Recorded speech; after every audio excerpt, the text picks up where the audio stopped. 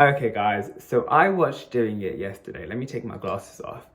And would I recommend this movie to you? Absolutely. It was hilarious. And I am actually like gobsmacked how funny it was because it was like, girl, Lily, I don't know you had it like that, girl. Shout out to all the co-writers as well. But genuinely, the topics and the way the story unfolded, like very natural. Like it didn't seem like Bridgerton season 3. You know what I mean with the Penelope and Collins situation. Like I didn't see forced. Like everything just felt natural, and I really, really loved that. And the character, with Rosa from Brooklyn Nine-Nine, I forgot her character's name in it, and Maya, like girl, that chemistry was so elite, and I need to see them two on screen again because absolutely phenomenal.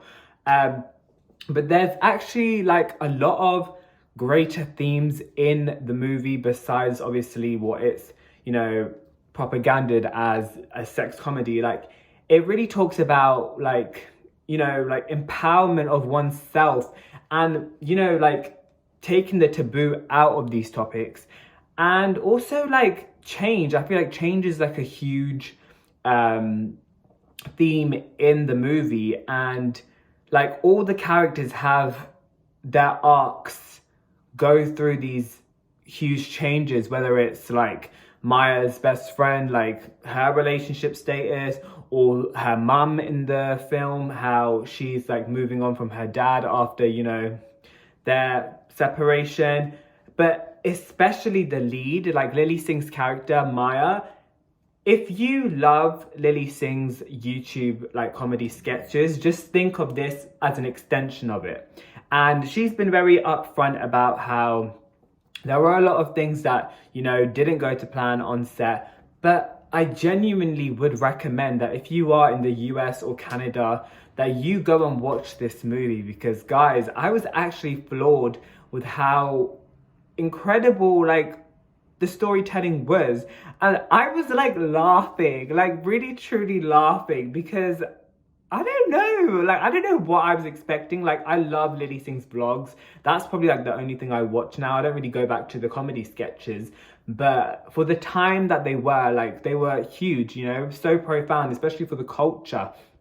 But I've also been watching a lot of interviews where Lily's talking about the film and like the criticism, or how she's not gonna, recoup what she's invested in the film. But I genuinely think that she will. She will recoup it. And in terms of financially, girl, I don't know, but she will recoup it in representation. I felt seen, and a lot of people will try to dogpile this and have called her project niche, but like she said, like we're too early into this revolution to be criticizing or comparing it to a white phenomenon franchise. You know what I mean? You can't compete where you don't compare.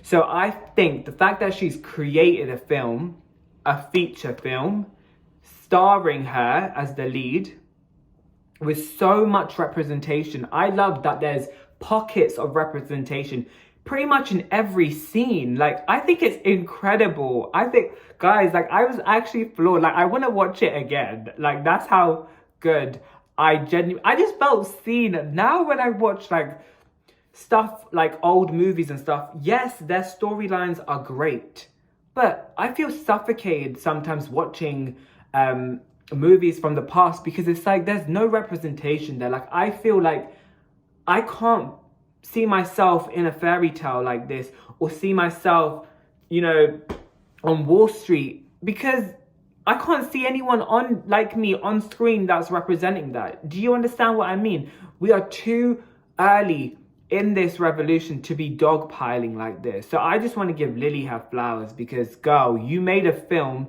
that will stand the test of time, is the start of something monumental. I'm gonna start like working on a movie script, because I feel so inspired after that. And I feel like that's the greatest thing to accomplish out of this. If it's not financial gain, you're gaining inspiration across like multiple boards of South Asian diaspora, because I'm telling you guys, it's so needed. We need this representation. And if you are out there, if you are creative, please create. Keep creating, because we are hustlers in this culture. If that's one thing we should take on, is the hustling culture. Because guys, look, our parents have always instilled into us, especially our immigrant parents, that if you work hard, you will get to that place of, you know, success. But success can be awarded and recouped in multiple careers, in all careers. This is why we need representation. Lilly, you are incredible, and we will work together in the future. I don't know what we're going to do in the future, but I'm going to make my way to you, girl, and we going to do something, because I definitely want to, I don't know, like, I might cost you with something, girl. Like, I'm going to keep my options open, but honestly, so, like, it's just funny, like, genuinely funny. And, like, it truly, like, guys, towards the end, like, oh, like, I love when a film, like, when it starts off a bit, like, wobbly, but, like, it progressively gets better. And that was this film. Doing it progressively gets better, like we are going to do with our representation. Because if the white people aren't going to do it, we going to do it for ourselves. Because that's what we do around here.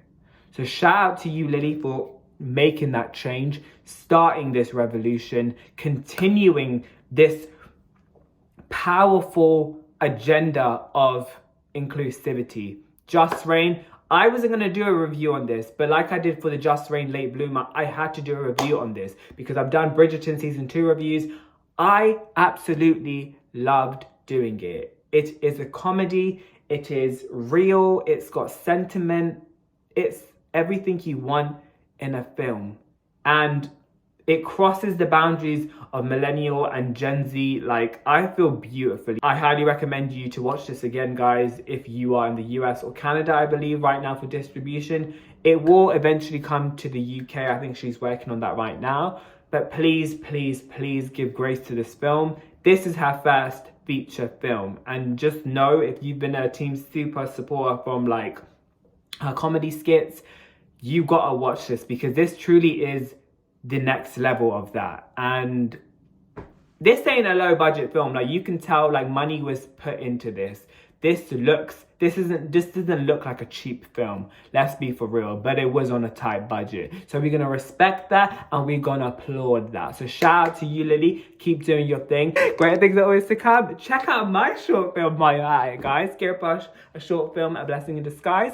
It's a queer South Asian tale about a young boy named Kirpa finding his way back to his true self, grieving with his mother's loss, and, you know, accepting his queer identity. And then there's a special happy ending in the extension version. So check it out, extended version. My book is also available, Lose to Love, a queer memoir from myself of the age of 21, talking all things love, loss, and healing. If you want to check that out, check that out. And my 2 singles, Victor Frankenstein and Goodbye Little Boy, also out now, available to check out. I appreciate your support. And guys, like Lilly is pushing the needle 1 step, 1 inch forward, I'm going to keep pushing my needle 1 step, inch forward too, girl. So I'll see you there, because we're going to do this together. You ain't in this alone, Lilly. I got your back and you got mine, girl. So let's do this together. Bye. Great things always to come.